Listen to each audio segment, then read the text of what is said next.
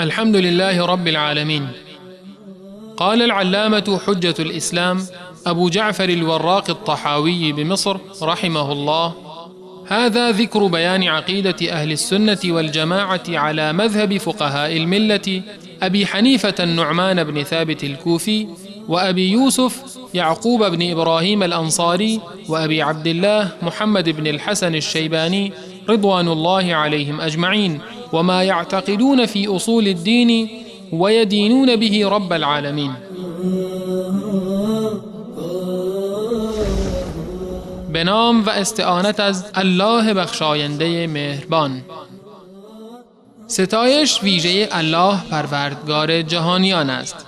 علامه حجت الاسلام ابو جعفر وراق طحاوی رحمه الله میگوید: این کتاب بیانگر عقیده اهل سنت و جماعت بر مبنای مذهب فقهای اسلام ابو حنیفه نعمان بن ثابت کوفی و ابو یوسف یعقوب بن ابراهیم انصاری و ابو عبدالله محمد بن حسن الشیبانی رضی الله عنهم اجمعین است و به باورهای آنان در مورد اصول دین که با آن پروردگارشان را میپرستند میپردازد. والسعيد من سعد بقضاء الله والشقي من شقي بقضاء الله. وأصل القدر سر الله تعالى في خلقه، لم يطلع على ذلك ملك مقرب ولا نبي مرسل. والتعمق والنظر في ذلك ذريعة الخذلان وسلم الحرمان ودرجة الطغيان.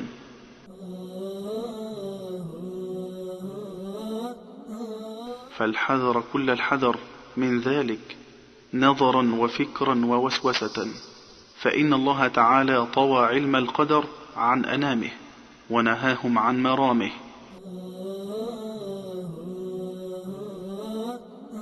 كما قال تعالى في كتابه: لا يسأل عما يفعل وهم يسألون. فمن سأل لما فعل فقد رد حكم الكتاب، ومن رد حكم الكتاب كان من الكافرين.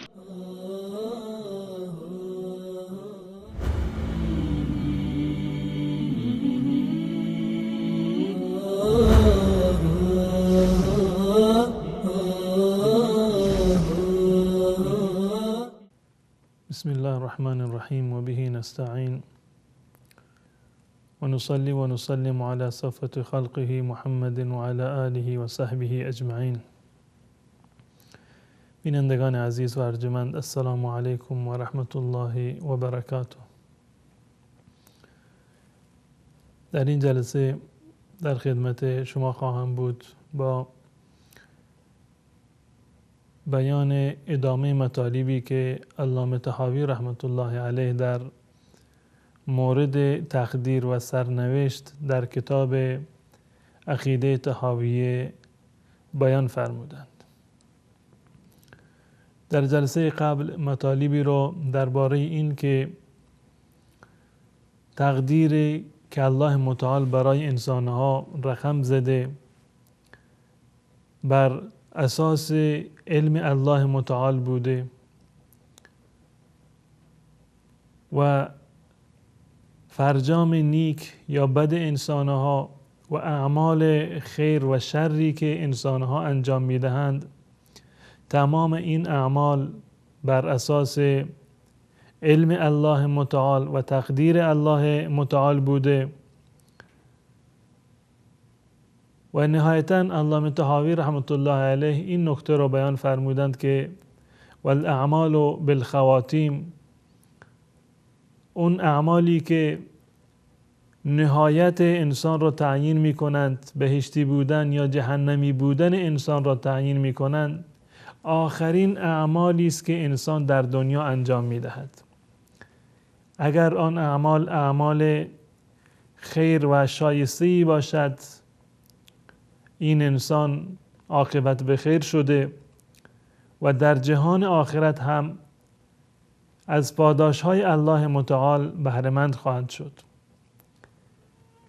اما انسان بخت برگشته‌ای که آخرین اعمالش در دنیا اعمال بد و گناهی باشد، این در واقع عاقبت به شر شده و در جهان آخرت هم مجازات این اعمال شر را خواهد دید. در ادامه مطلب علامه طحاوی رحمت الله علیه بحث سعادت و شقاوت را به میان آورده و می فرماید که والسعید من سعد بقضاء الله والشقی من شقی بقضاء الله. انسان نیکبخت و خوشبخت کسی هست که تقدیر الهی اون انسان را نیکبخت نوشته باشد. اون انسانی که تقدیرش و سرنوشتش به نیکبختی و خوشبختی رقم خورده باشد. و همچنین انسان بدبخت و نگونسار اون کسی هست که تقدیرش و قضای الهی که درباره‌اش رقم خورده به بدبختی و شقاوت رقم خورده باشد. پس بنابراین اساس سعادت و اساس شقاوت بر اساس تقدیر و بر اساس قضا و قدر الله متعال هست. انسان‌هایی که سعادتمند میشوند در دنیا و الله متعال آنها را سعید و خوشبخت رقم زده به خاطر اعمالی هست که این انسان‌ها در دنیا انجام دادند و سرنوشت بد انسان‌ها و عاقبت ناپسندیده برخی از انسان‌های دیگر به خاطر اعمال زشتی هست که انسان‌ها انجام می‌دهند. اگر انسانی در دنیا خوشبخت است و یا این که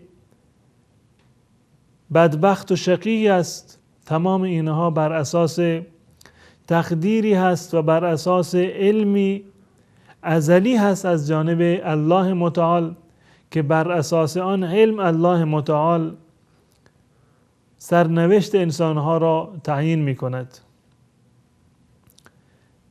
علامه طحاوی رحمت الله علیه می فرماید و اصل القدر سر الله تعالی فی خلقه. و اصل تقدیر یک سر و راز الهی هست در مورد بندگانش که ما از اون سر و راز آگاهی نداریم. ما نمیتوانیم درباره تقدیر قضاوتی بکنیم و اظهار نظر بکنیم، زیرا که تقدیر و سرنوشت راز الله متعال هست و یک سری هست که الله متعال آن را از دیدگان و از علم عموم انسانها پنهان داشته و به عنوان یک راز در نزد خود اون را مخفی نگه داشته. و اصل القدر سر الله تعالی فی خلقه. پس بنابراین وقتی که تقدیر یک سری و رازی از رازهای الله متعال باشد، پس بنابراین نباید انسان در پی این باشد که من این سر و راز را کشف بکنم و به آن برسم. و نکته دیگر این که آن چیزی را که الله متعال برای ما رقم زده تسلیم آن باشیم و تسلیم تقدیری باشیم که الله متعال برای ما تعیین کرده.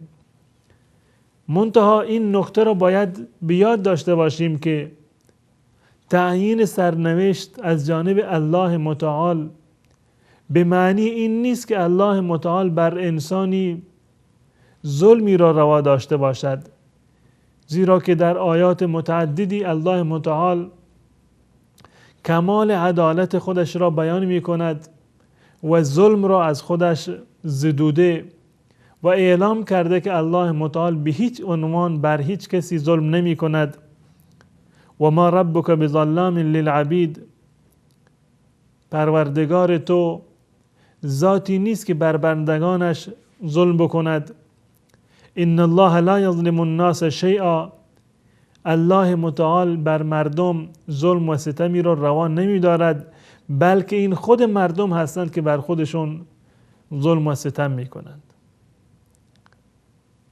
پس بنابراین الله متعال آنچه را که برای من و شما و برای انسانها مقدر کرده بر اساس علمی بوده که الله متعال می دانسته که این انسانها زمانی که در دنیا می روند با اختیار خودشان و با اراده و تصمیم خودشان بدون آن که اجباری بر آنها باشد کارهای خیر یا کارهای شری را انجام می دهند و بر اساس آن علم الله متعال عاقبت و فرجام انسانها را رقم زده که فلان انسان نیکبخت خواهد بود و فلان انسان بدبخت و نگونسار. و همون گونه که علامه طحاوی رحمت الله علیه بیان می‌فرماید اصل تقدیر سر و رازی هست که فقط و فقط الله متعال از آن آگاه است.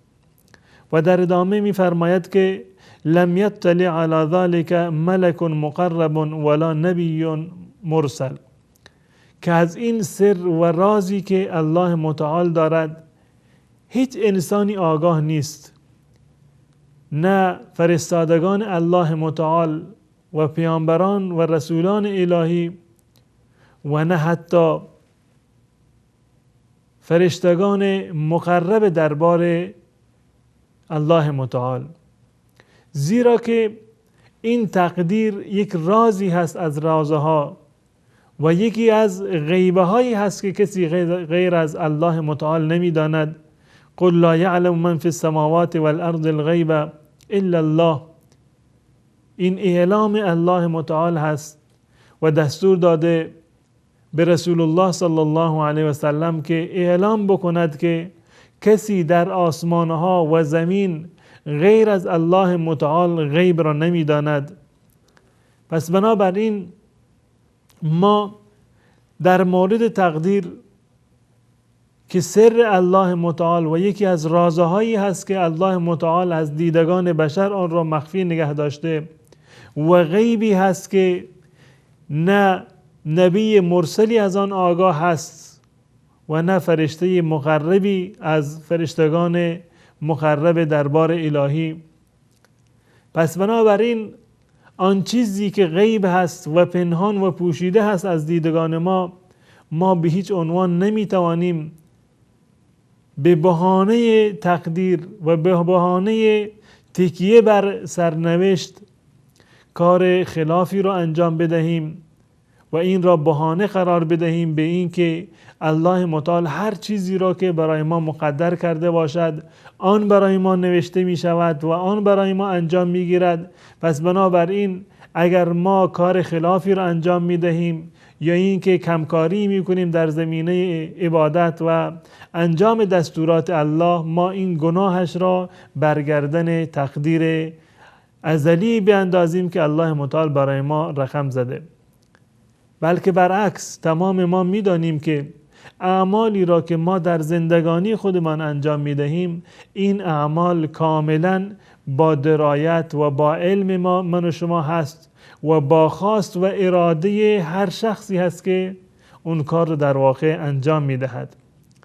این که الله متعال تقدیر را برای ما ثبت کرده و سرنوشت ما را رقم زده به این معنی نیست که ما در زندگانی خودمون در انجام اعمالی که روزمره انجام می دهیم ما مجبور باشیم و هیچ گونه اختیاری را از خودمان نداشته باشیم. علامه طحاوی رحمت الله علیه در ادامه مطلب می فرماید که والتعمق والنظر في ذلك ذریعة الخذلان و سلم الحرمان و درجة الطغیان. با توجه به مطالبی که تاکنون بیان فرمود درباره تقدیر می فرماید که تعمق درباره مسائل تقدیر و در پی این بودن که این راز را و این سر را کشف بکنیم این در واقع یکی از اسباب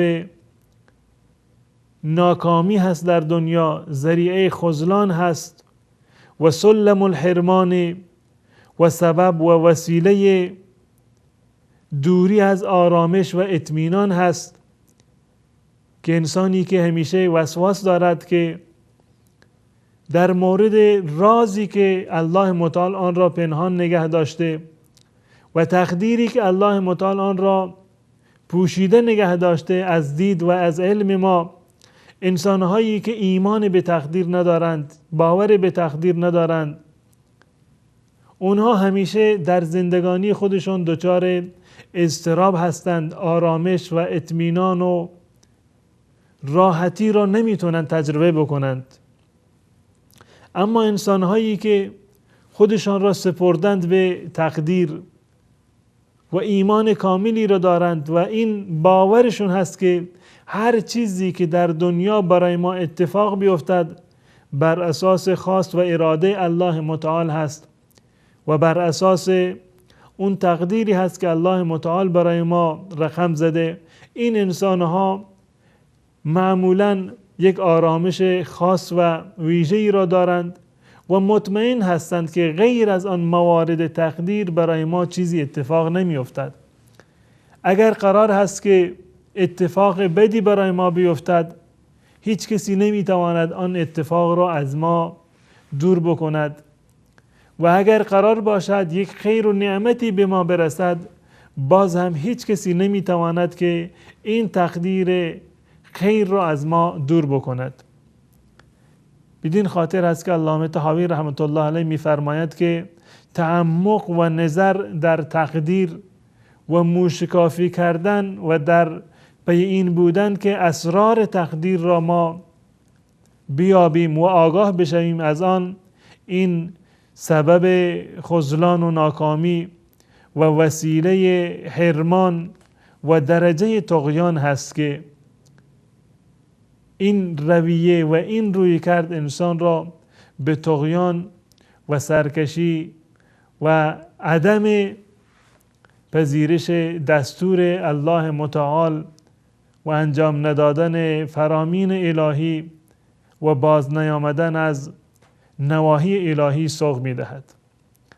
بعد از یک میان برنامه کوتاه انشاءالله خدمت شما باز می گردم و مطالبی دیگر را در این زمینه عرض خواهم کرد. والسعيد من سعد بقضاء الله والشقي من شقي بقضاء الله. وأصل القدر سر الله تعالى في خلقه، لم يطلع على ذلك ملك مقرب ولا نبي مرسل. والتعمق والنظر في ذلك ذريعة الخذلان وسلم الحرمان ودرجة الطغيان.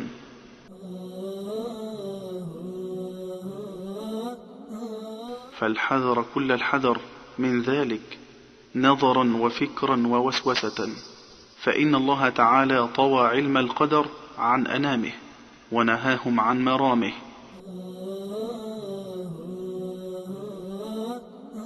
كما قال تعالى في كتابه: لا يسأل عما يفعل وهم يسألون. فمن سأل لما فعل فقد رد حكم الكتاب، ومن رد حكم الكتاب كان من الكافرين.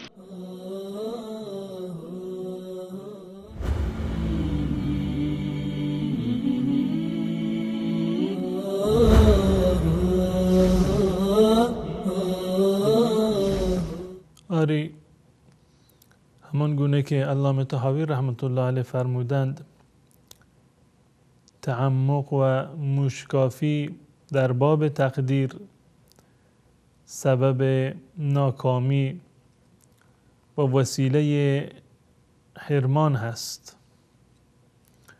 علامه طحاوی رحمت الله علیه بر این نکته تأکید می‌فرماید و در ادامه مطلبی دیگر رو در این زمینه دارد و میگوید که فالحذر كل الحذر من ذلك نظرا و فکرا و وسوسة.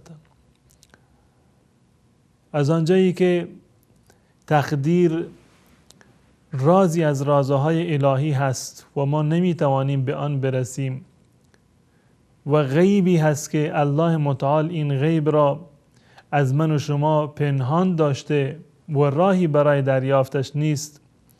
پس بنابراین نباید در این زمینه جستجو بکنیم و در پی این باشیم که این راز الهی را در بیابیم و به آن برسیم. می‌فرماید فالحذر کل الحذر، میگوید کاملا مواظب باشید، پرهیز بکنید از این که درباره تقدیری که الله متعال نوشته و آن را برای من و شما رقم زده که بیایید و در این زمینه تعمق بکنید و در پی جستجوی این راز باشید که بخواهید این راز را کشف بکنید.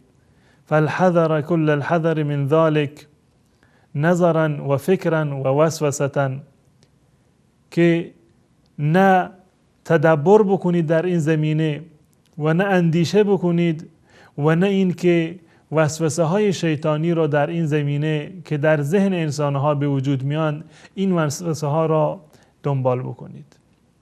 انسان باید ایمان قطعی و یقینی را داشته باشد بر این مطلب که هر چیزی را که الله متعال برای من مقدر کرده بر اساس علم الهی هست و بر اساس عدالت الهی هست و بر اساس رحمت الله متعال هست که آن را برای بندگان خودش مقدر کرده. پس بنابراین انسان نباید در این زمینه لگام فکر و اندیشه خودش را آزاد بگذارد و وسواس شیطانی را که در این زمینه به وجود می آید در پی آنها راه بیفتد. فالحذر کل الحذر من ذلك، پس باید در این زمینه کاملا مواظب باشیم، هوشیار باشیم که دنبال وسوسه ها و افکار شیطانی که درباره تقدیر به وجود میاند و شیطان در اذهان ما القا می کند مبادا در پی آنها برویم.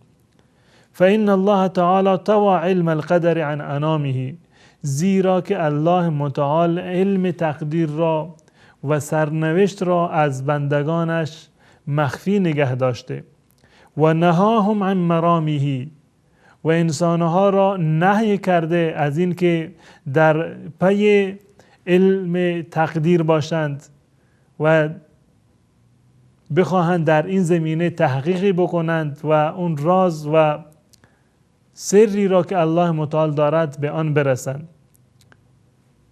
حتی برترین انسانهای الله متعال و برترین فرشتگانی را که مقربان درگاه الهی بودند از این سر و راز آگاه نبودند و الله متعال اونها را اطلاع نداده. رسول الله صلی الله علیه وسلم می فرمایند ولو كنت اعلم الغیب لاستكثرت من الخیر، اگر من غیب می دانستم و از این اسرار پنهان الهی من آگاه بودم، لاستكثرت من الخیر، من خیر بیشتری را جلب می کردم و انجام می دادم و هیچگاه ضرر و زیان به من نمی رسید. اگر رسول الله صلی الله علیه و سلم این اعلام را می فرماید که من از علم غیب خبر ندارم، من از علمی که الله متعال آن را پوشیده خبر ندارم، چگونه ممکن هست که انسانی دیگر این ادعا را بکند که من به اسرار پوشیده الهی و این علمی که الله متعال آن را از دید مخلوقاتش پنهان کرده من آگاهم؟ زمانی که رسول الله صلی الله علیه و سلم علم غیب نمیداند، پس بنابراین هیچ کسی دیگر هم از پیروان ایشان و از مسلمانان علم غیب نمیداند. پس بنابراین هر کسی که چنین ادعایی بکند که من قادر هستم که شما را از آینده خبر بدهم یا تقدیر شما را برای شما مشخص می کنم و طالع شما را میبینم که در آینده برای شما چه اتفاقی خواهد افتاد. اینها تمام دروغ و فریبکاری هستند و واقعیت ندارند. الله متعال میفرماید اونگونه که امام طحاوی رحمت الله علیه در ادامه مطلب اشاره کرده، کما قال تعالی فی کتابه لا یسأل عما یفعل و هم یسألون، که این تقدیر و سرنوشت را الله متعال برای ما رقم زده و الله متعال به هیچ عنوان بازخواست نمی شود که خدایا چرا فلان چیز را برای من مقدر کردی، چرا فلان چیز را برای فلانی مقدر کردی، چرا فلان مورد را برای من مقدر نکردی. لا یسأل عما یفعل و هم یسألون. الله متعال بازخواست نمی شود که چرا فلان کار را انجام داده یا انجام نداده، چرا فلان چیز را برای فلانی مقدر کرده یا مقدر نکرده باشد. فمن سأل لما فعل فقد رد حکم الکتاب. علامه طحاوی میفرماید که هر کسی که سوال بکند و در این زمینه این وسواس در ذهنش به وجود بیاید که لما فعل، چرا خدای متعال این کار را کرد، چرا فلان چیز را برای من مقدر کرد، چرا فلان چیز به من نرسید. فمن سأل لما فعل، هر کسی که سوال بکند و این سوال برایش ایجاد بشود که چرا الله متعال چنین و چنان نکرد، فقد رد حکم الکتاب، چنین انسانی حکم قرآن را و حکم کتاب را رد کرده. حکم کتاب که در این زمینه هست همین مطلبی هست که علامه طحاوی رحمت الله علیه قبلا به اون اشاره کرد که لا یسأل عما یفعل و هم یسألون. الله متعال سوال نمی شود، مؤاخذه نمی شود که چرا فلان کار را انجام داده، چرا فلان کار را انجام نداده، چرا تقدیر من را این گونه نوشته و فلان و بهمان را در تقدیر من جا نداده. و هر کسی که چنین اعتراضی را بکند در واقع اون حکم قرآن را و حکم کتاب را قبول نداره و اون را رد کرده. و در ادامه علامه طحاوی رحمت الله علیه جمله را دارند که میفرماید که و من رد حکم الکتاب کان من الکافرین. هر کسی که حکم کتاب را و دستور قرآن را رد بکند و مخالفت بکند اون جزو کافران هست. زیرا که سوال کردن بگونه‌ای که معنی اعتراض را دارد، یک سوال اعتراضی باشد، این به معنی رد دستور الله متعال و اعتراض به تقدیر هست که این کفر است.